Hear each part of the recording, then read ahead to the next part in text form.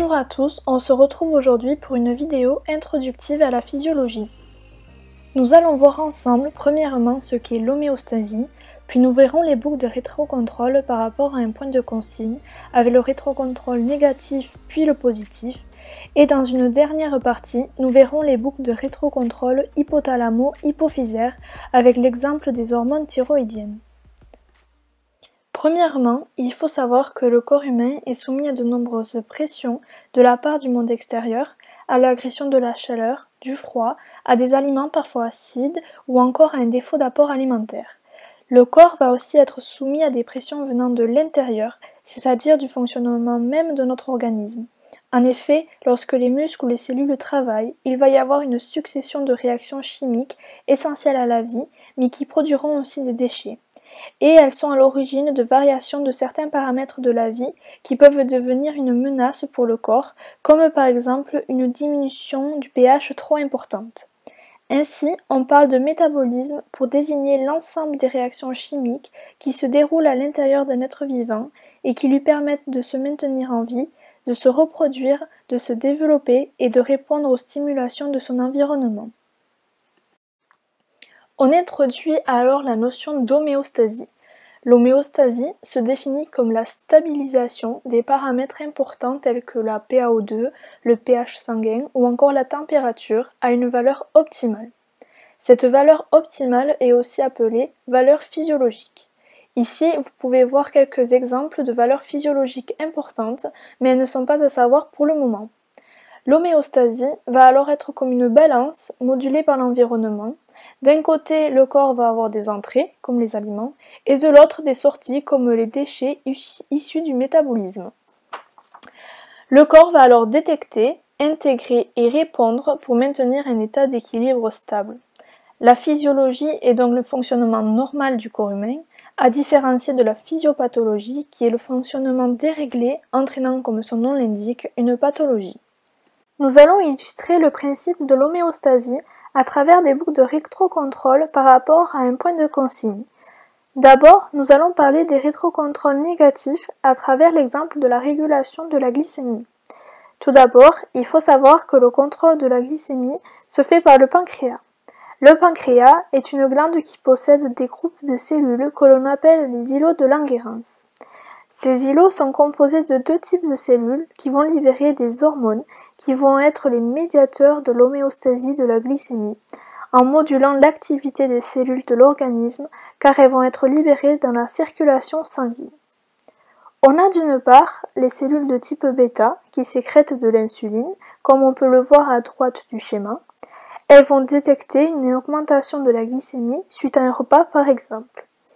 Elles vont alors sécréter de l'insuline qui a pour mission d'activer les systèmes de stockage du glucose. Il faut savoir que le glucose est stocké dans le foie sous forme de glycogène, dans les muscles, dans le tissu adipeux, c'est-à-dire la graisse. Et d'autre part, cela va permettre d'inhiber la libération de glucose dans le sang et ainsi diminuer le taux total de glucose circulant. A l'inverse, lorsque le taux de glycémie sera diminué, à distance des repas par exemple, le pancréas détecte cette variation à travers les cellules alpha. Elle sécrète alors le glucagon, qui est aussi une hormone, mais permettant d'inhiber le système de stockage du glucose et de permettre ainsi sa libération dans le sang. De cette manière, on augmente le taux de glucose circulant dans le sang, permettant d'éviter les hypoglycémies par exemple. Pour un bon fonctionnement de notre corps, la glycémie doit être maintenue à 1 g par litre environ, mais pour être plus précis, on peut dire entre 0,7 et 1,1 g par litre. Cette valeur est ce que l'on appelle le point de consigne. Ainsi, l'insuline et le glucagon vont être sécrétés par le pancréas en plus ou moins grande quantité, en fonction de la glycémie à un moment donné par rapport au point de consigne établi. Le pancréas joue le rôle de détecteur, puis transmet via les hormones l'information aux effecteurs, comme le foie, les muscles ou le tissu adipeux, et ces derniers permettent un ajustement permanent et continu à la valeur optimale. Cependant, le corps va être encore plus complexe que ce schéma.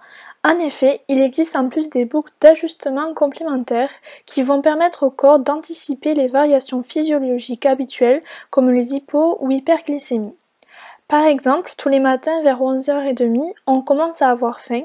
Le corps va alors momentanément modifier le point de consigne, il va l'augmenter en renforçant alors l'écart entre la valeur souhaitée de glycémie et la valeur réelle. Il y a alors une augmentation de la sécrétion de glucagon et donc une augmentation du glucose circulant permettant d'éviter une hypoglycémie. Une fois ce moment de la journée passé, le point de consigne va revenir à la normale, soit à 1 g par litre. Pour cette première partie, on a donc bien pu voir comment, grâce à l'homéostasie, l'organisme sait s'adapter aux variations du glucose liées au repas, au jeûne, mais aussi à anticiper les variations régulières en augmentant ou diminuant le point de consigne. On appelle donc ce système à boucle de rétrocontrôle négative, car l'excès de glucose dans le sang, soit une hyperglycémie, inhibera la sécrétion d'insuline, alors que le défaut de glucose dans le sang lors d'une hypoglycémie inhibera la sécrétion de glucagon une fois les valeurs rétablies à la norme, d'où le terme négatif. La majorité des systèmes de régulation homéostatique dans notre corps fonctionnent avec une boucle de rétrocontrôle négative, mais il y a une exception, avec une boucle de rétrocontrôle positive lors de l'accouchement avec l'ocytocine. Dans ce mécanisme, il n'y a plus de point de consigne, mais un point de rupture, qui est la seule manière d'interrompre le phénomène. Dans l'accouchement, le point de rupture va être l'expulsion du fœtus. Ainsi, lors de l'accouchement, l'hypophyse postérieure sécrète une hormone qui est l'ocytocine.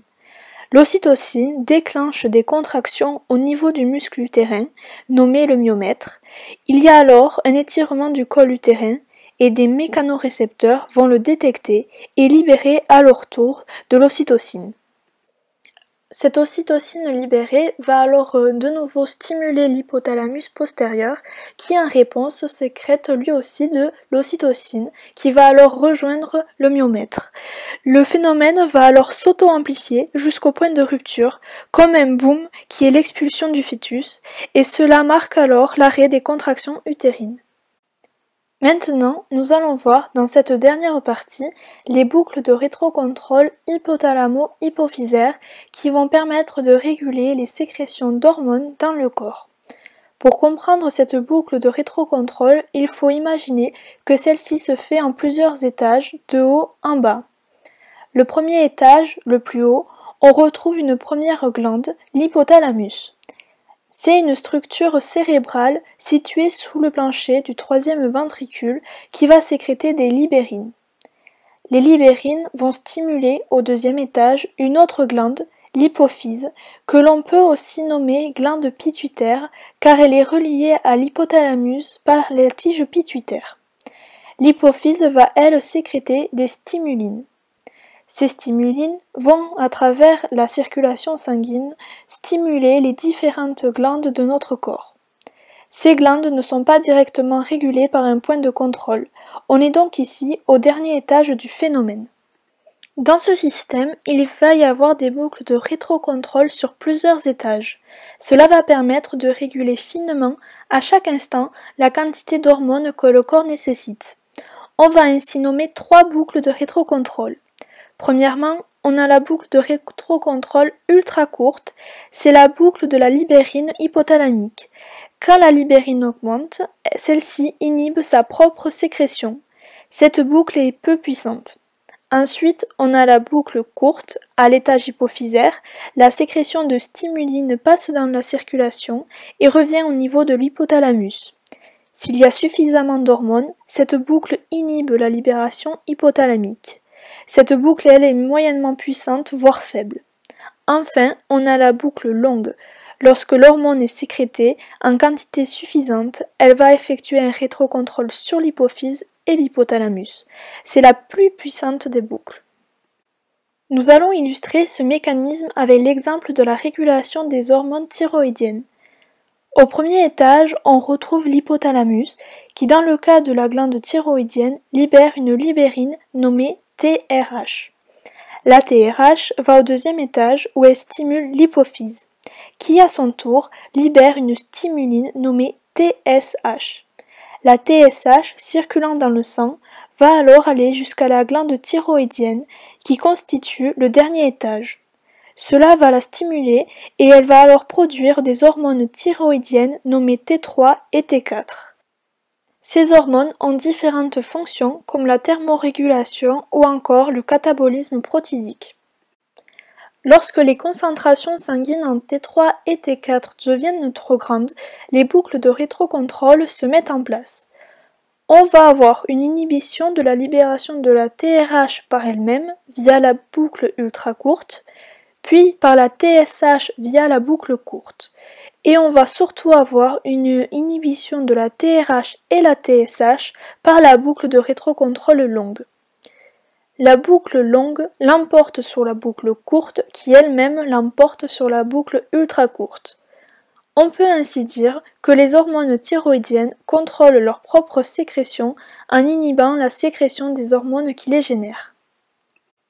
Le déficit d'une hormone ou une anomalie à l'un des étages va avoir des conséquences sur l'ensemble des étages.